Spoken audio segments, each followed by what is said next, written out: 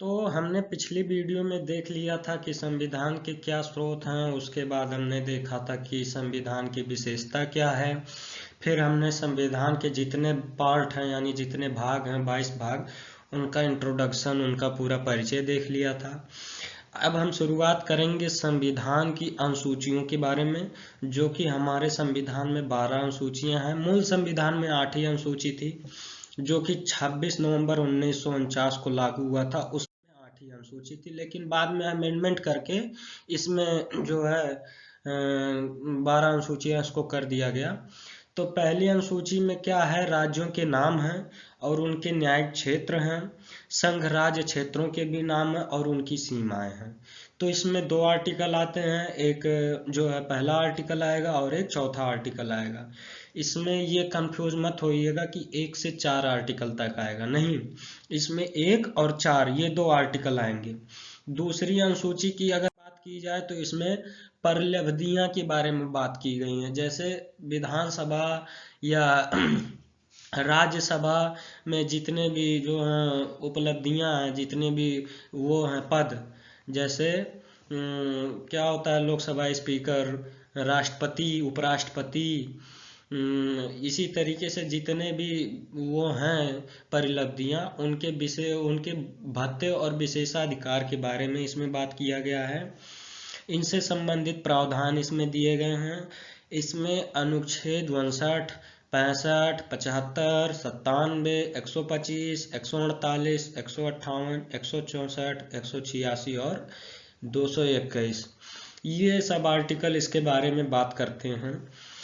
तीसरी अनुसूची की अगर बात की जाए तो तीसरी अनुसूची में जो है विभिन्न उम्मीदवार द्वारा जो शपथ ली जाती है उसके उसका प्रारूप दिया गया है। इसमें कोई जो हैं, जो उम्मीदवार होते हैं, वो शपथ कैसे लेंगे, ओथ कैसे लेंगे, इसके बारे में यहाँ पे प्रावधान है, इसका प्रारूप है इसमें। तो इसमें ये सारे अनुच्छेद आते हैं जो नीचे दिए गए हैं, अनुच्छेद 75, 84, 99 वगैरह। तो ये सब जितने अनुच्छेद हैं वो अनुसूची 3 में आते हैं। तो इसमें अनुसूची 3 में शपथ के बारे में प्रावधान है। अनुसूची 4 की बात की जाए तो इसमें राज्यों और केंद्र शासित प्रदेशों के लिए राज्यसभा में सीटों का आवंटन किया गया है। कितनी सीटें हैं राज्यसभा में केंद्र शासित प्रदेशों के लिए, ये सब हैं अनुच्छेद 4 और अनुच्छेद 80 में। तो अनुसूची 5 अगर अनुसूची 5 में बात किया गया है अनुसूचित और जनजातीय क्षेत्रों के प्रशासन और नियंत्रण के बारे में जो है उपबंध किया गया है अनुसूची 5 में। इसमें एक ही आर्टिकल आता है 244। और छठी अनुसूची की बात की जाए तो छठी अनुसूची में जो है असम, मेघालय, त्रिपुरा और मिजोरम के लिए जो है विशेष उपबंध किया गया है कि वहाँ का प्रशासन कैसा होगा, इसके बारे में विशेष उपबंध है। तो ये इसमें भी 2 ही आर्टिकल आएंगे, 244 और 275।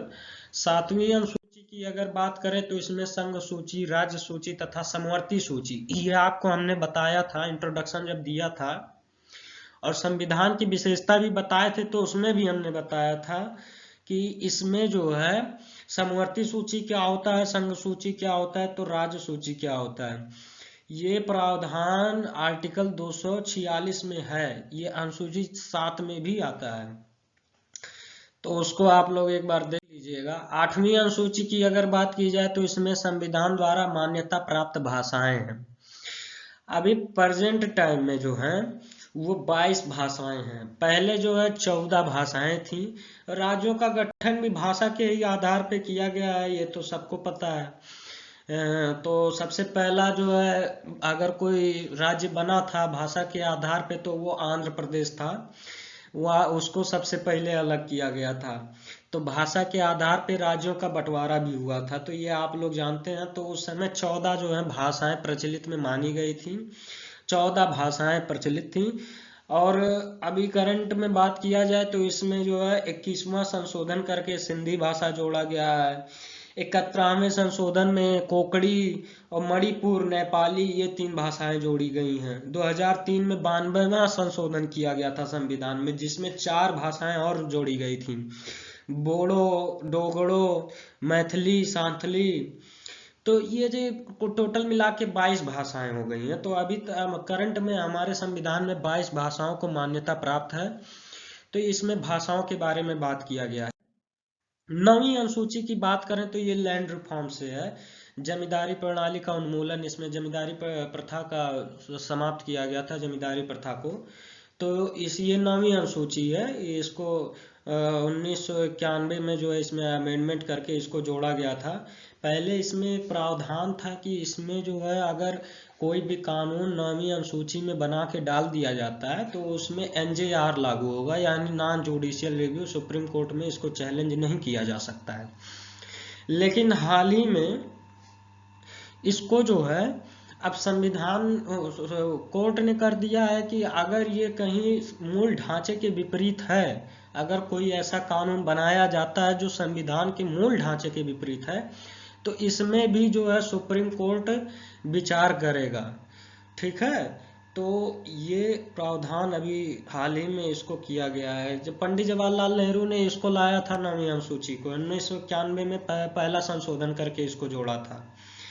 तो ये 9वीं अनुसूची है, इसको डिटेल में बताया जाएगा। यह अनुच्छेद 31 के ख में है। अब हम लोग बात करेंगे 10वीं अनुसूची। तो 10वीं अनुसूची में दल बदल के आधार पर जो संसद और विधानसभा के सदस्यों की निर्भरता है उसके बारे में उपबंध है।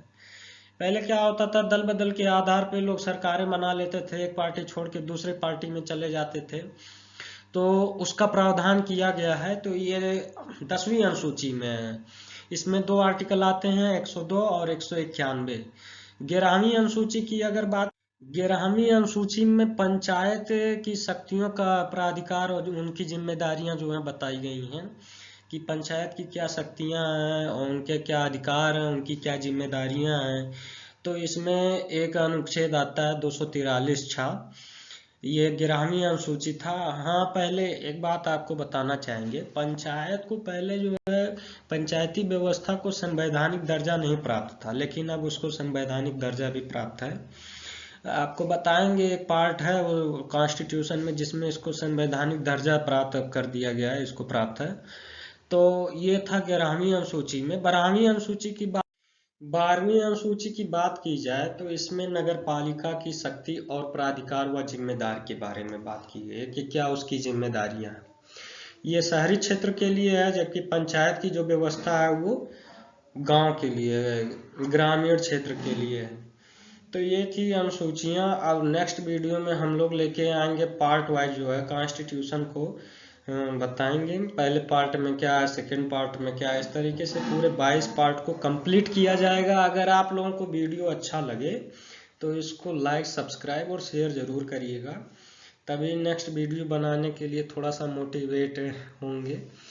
तो करिए, इसको व्यूज़ बढ़वाइए और क्या।